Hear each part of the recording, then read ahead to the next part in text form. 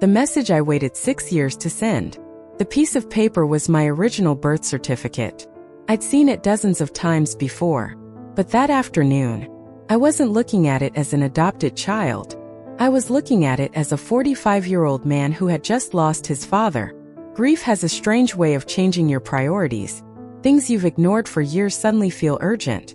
One name caught my attention. My birth mother's. It wasn't just a name anymore. It belonged to a real person. Someone who might still be alive. Someone who might still remember me. That night, I opened Facebook. Her last name wasn't common. After a few minutes of searching, I found someone who shared it. A woman from the same town listed on my birth certificate. According to her profile, she was my birth mother's cousin. I stared at the message button. One click.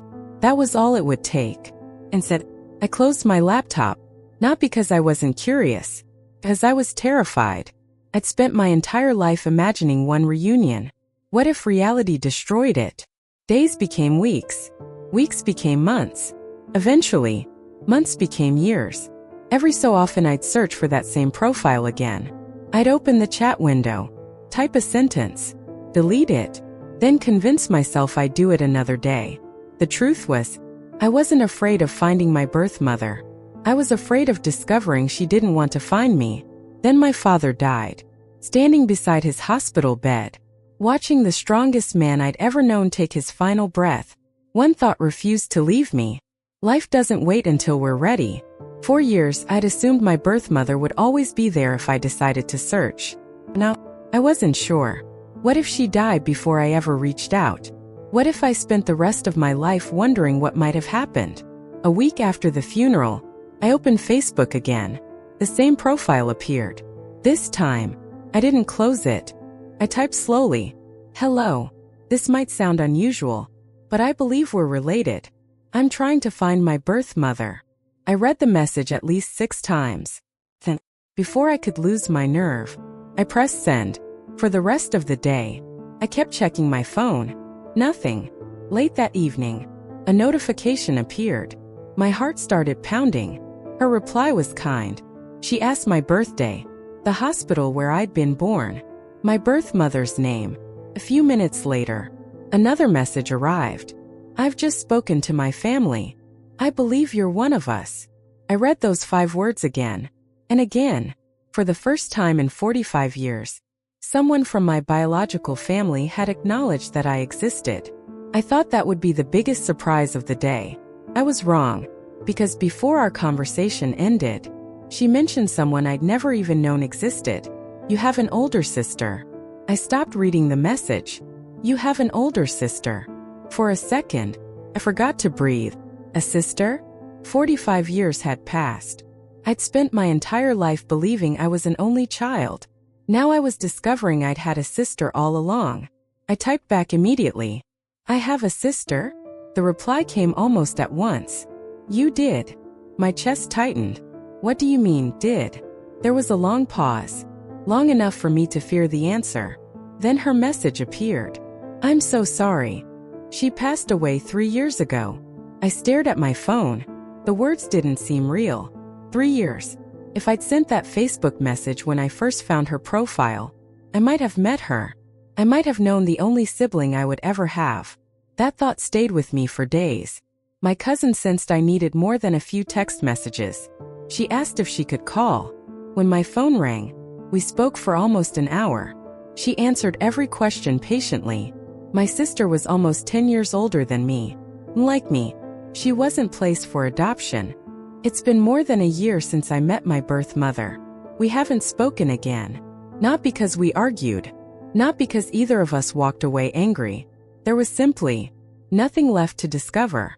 People still ask me the same question. Do you regret finding her? For a long time, I didn't know how to answer.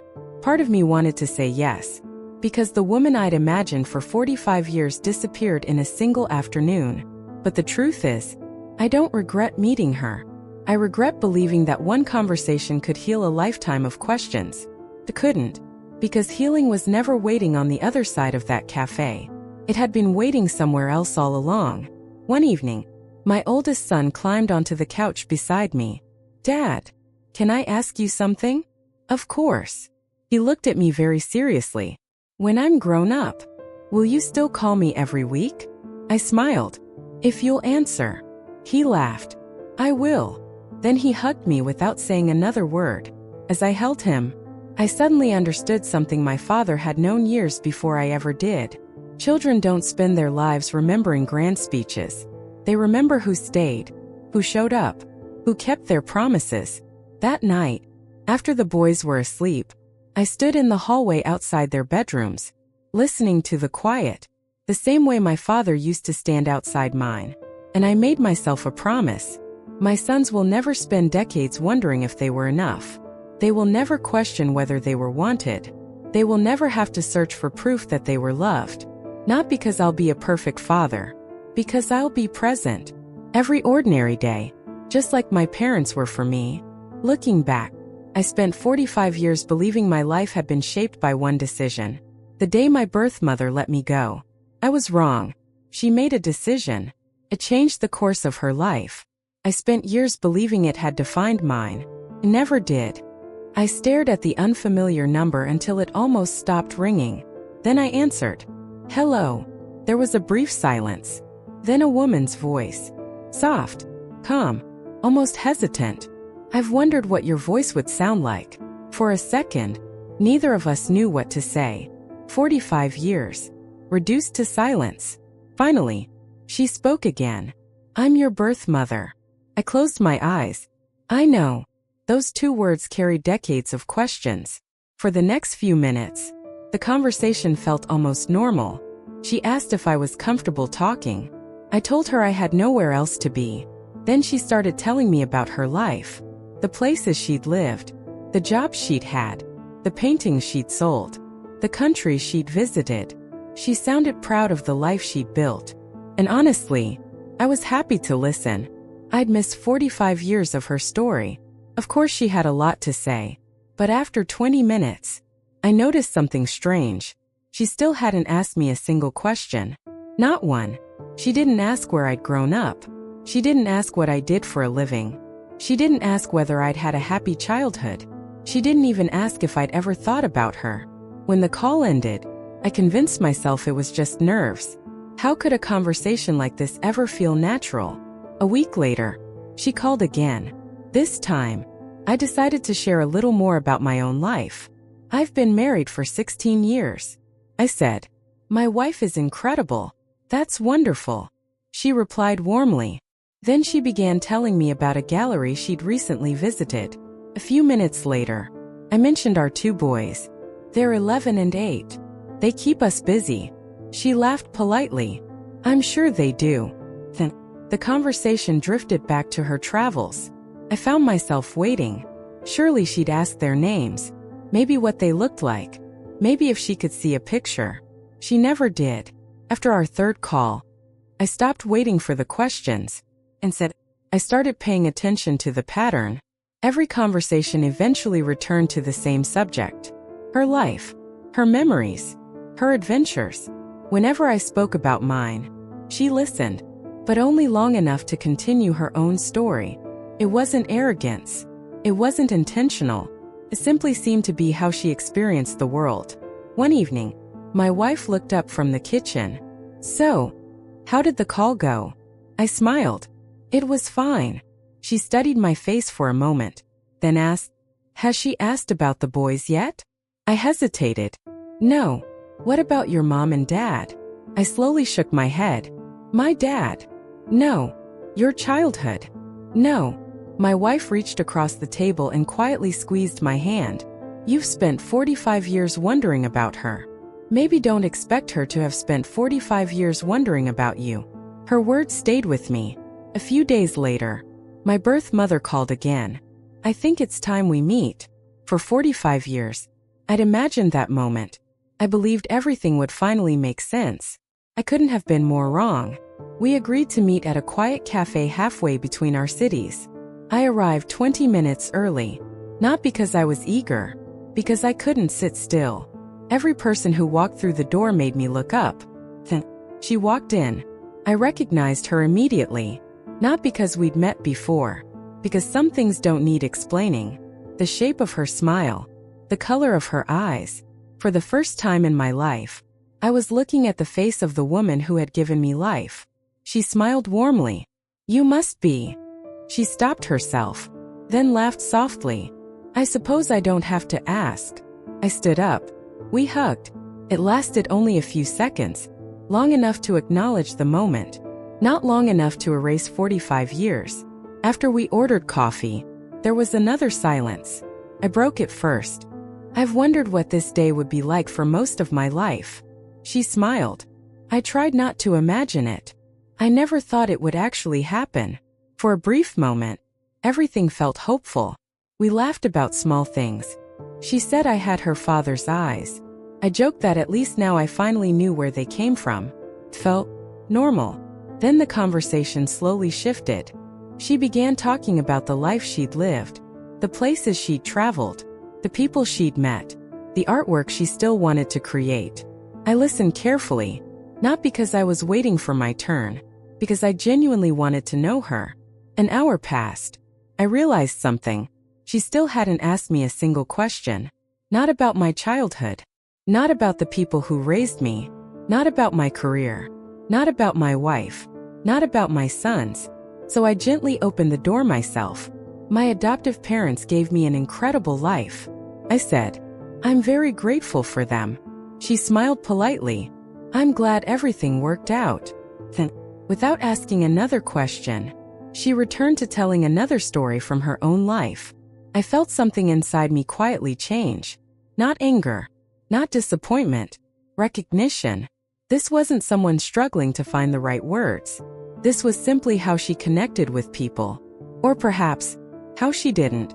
Near the end of our conversation, I decided to ask the one question I'd carried since childhood. I've spent years wondering about those first 2 weeks of my life. My cousin told me you kept me before placing me for adoption. She nodded. Yes. I looked down at my coffee. I've always wondered. What was it like for you? She was quiet for a moment. Then she answered honestly. I believed you would have a better life. I nodded. I did. She smiled gently. So I've never allowed myself to regret the decision. It wasn't the answer I expected. It wasn't cruel. It wasn't cold. It was simply final. As we stood to leave, she hugged me one last time. It was really nice meeting you. I smiled. It was. And I meant it. Because despite everything, I was grateful to finally know the truth. I just hadn't realized. The hardest part of the reunion would begin after we said goodbye.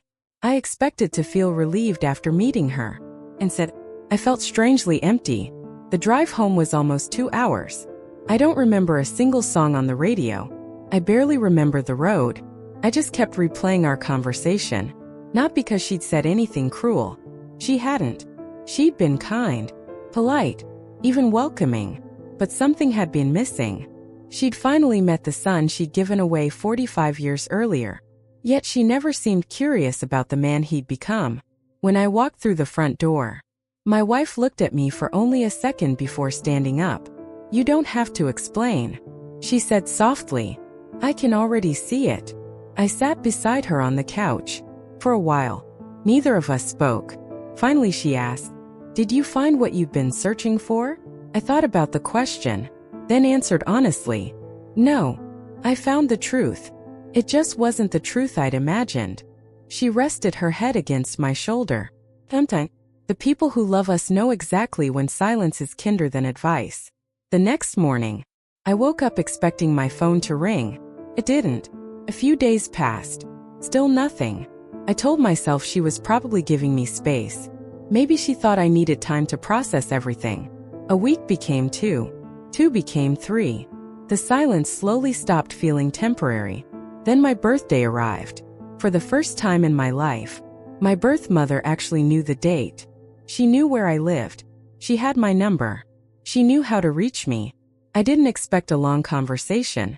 I didn't expect a gift. Just a simple message. Happy birthday. That was all. The day started beautifully. My boys woke me before sunrise carrying homemade birthday cards. One had drawn our family holding hands. The other had written, Best Dad Ever. My wife laughed as they argued over who got to hug me first. My mother called. Friends called. Even old coworkers remembered. Every time my phone vibrated, a small part of me wondered if this one would be hers. By evening, I stopped checking. When midnight came, I quietly accepted what my heart already knew. She hadn't forgotten. She simply hadn't thought about me. The following afternoon, my cousin called. I spoke with her yesterday. I listened quietly. She told me she thought your meeting went really well. I smiled sadly. Really? She said. You seemed happy. I looked out the window for a long moment. Happy. We had both walked away from the same table. Yet somehow, we had lived two completely different conversations. That was the moment everything became clear. I wasn't disappointed because she hadn't become the mother I'd hoped for. I was disappointed because I'd finally stopped pretending she ever could be. For several days, I couldn't stop thinking about one sentence. You seemed happy. The more I replayed it, the more I realized something. She honestly believed our reunion had gone well. She hadn't ignored me on purpose. She simply experienced the day differently than I had. That realization didn't excuse the disappointment, but it helped me understand it. A week later, my cousin invited me to lunch. I've been thinking about our conversations, she said. I don't want you blaming yourself. I smiled. I don't think I am anymore. She nodded. Good. Because this was never about you. Then she told me something no one else had ever said. Your birth mother has spent her whole life chasing the next chapter, the next city, the next opportunity, the next adventure. She loves beginnings. But she's never been very good at staying. I thought about my sister. I thought about the stories I'd heard. Nothing had ended with a dramatic explosion. Relationships had simply faded. Not because people stopped loving her, because she quietly drifted away from them. My cousin looked at me. I don't believe she ever set out to hurt anyone. I think she just doesn't realize how deeply people want to be known. Those words stayed with me. For 45 years, I'd carried a question that quietly shaped the way I saw myself. Why wasn't I enough for her to keep? Now, for the first time, I saw that question differently. It had never been about whether I was enough. It had been about whether she was capable of giving another person what they needed. Those are two very different things. The weight I'd carried since childhood didn't disappear overnight, but it became lighter. Because guilt only survives while you believe you're responsible. And finally, I understood that I never had been. A few evenings later, I opened the old box where my parents kept my adoption papers.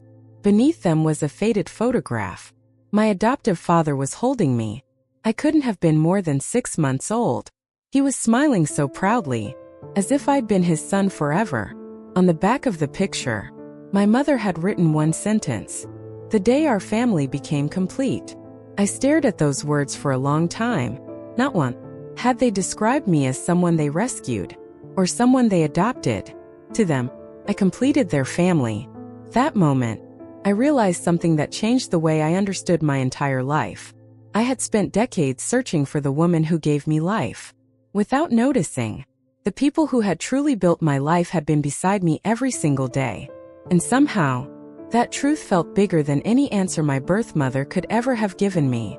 A few days later, I drove to my mother's house.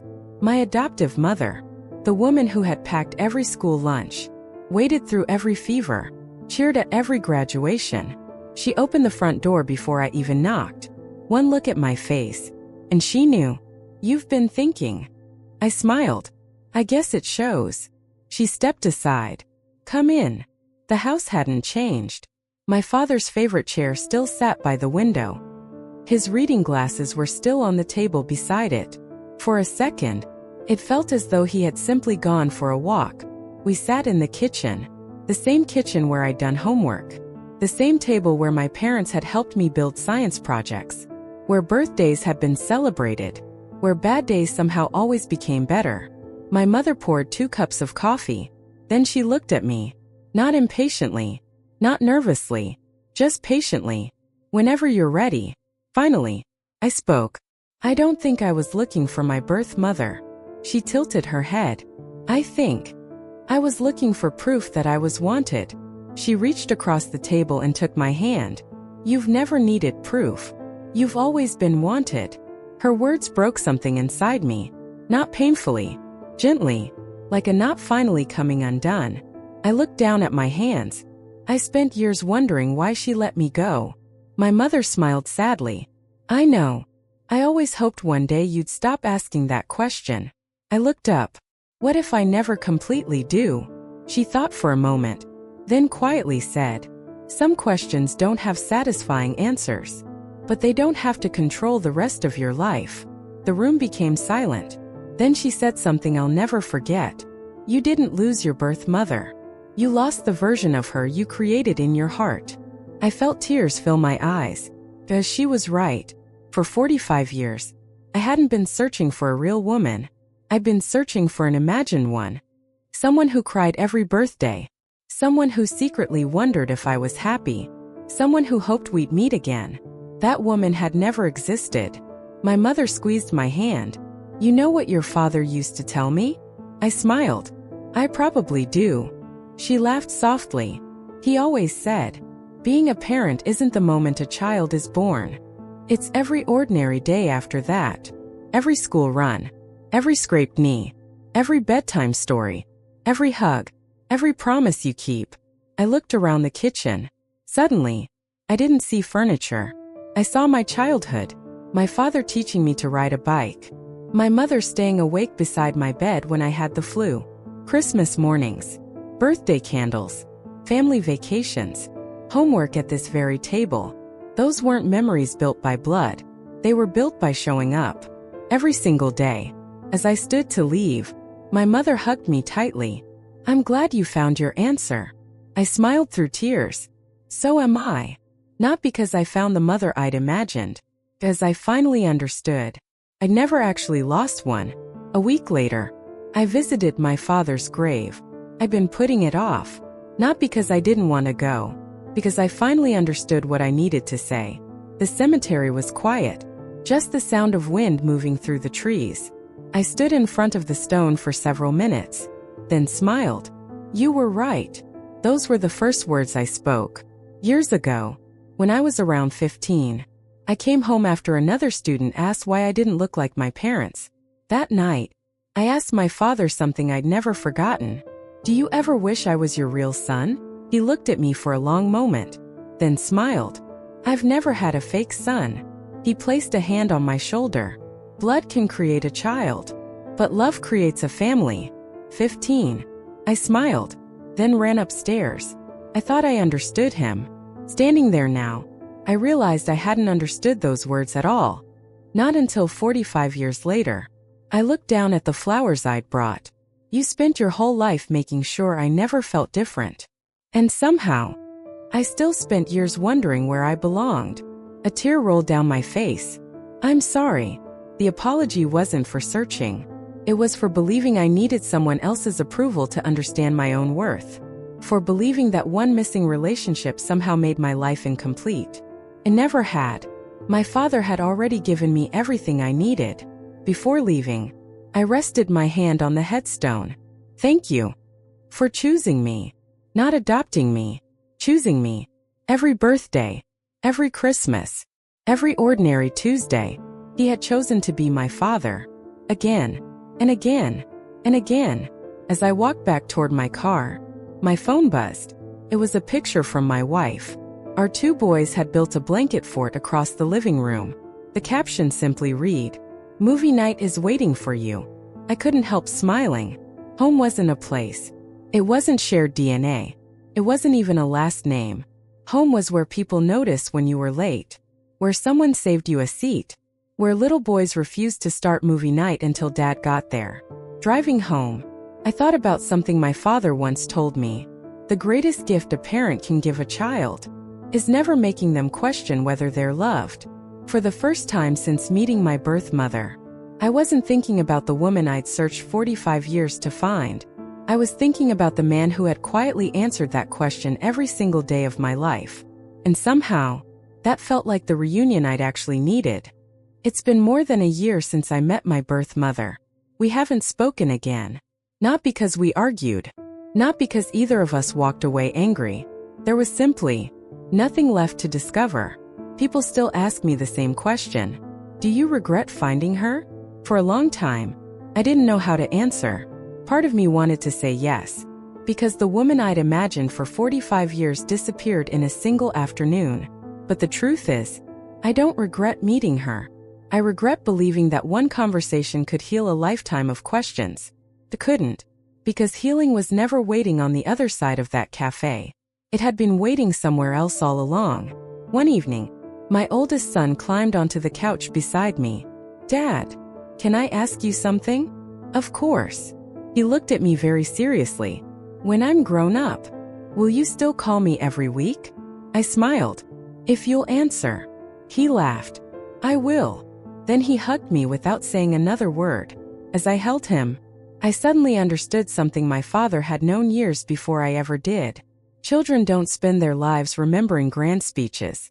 They remember who stayed, who showed up, who kept their promises. That night, after the boys were asleep, I stood in the hallway outside their bedrooms, listening to the quiet, the same way my father used to stand outside mine. And I made myself a promise. My sons will never spend decades wondering if they were enough. They will never question whether they were wanted. They will never have to search for proof that they were loved. Not because I'll be a perfect father, because I'll be present. Every ordinary day, just like my parents were for me. Looking back, I spent 45 years believing my life had been shaped by one decision. The day my birth mother let me go. I was wrong. She made a decision. It changed the course of her life. I spent years believing it had defined mine. It never did. The people who truly shaped my life were the ones who stayed. The ones who showed up to every birthday, every school play, every bad day, every ordinary Tuesday. I wasn't abandoned because I was unlovable. I wasn't forgotten because I wasn't enough.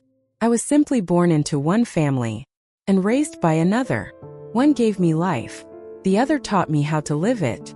If you'd asked me 45 years ago what I hoped to find, I would have said, my mother. Today, my answer is different. I found peace, and sometimes that's an even greater gift. Because in the end, the greatest legacy my parents left me wasn't a name, or a photograph, or even a memory. It was the quiet certainty that I had been loved every single day of my life, and that changed everything.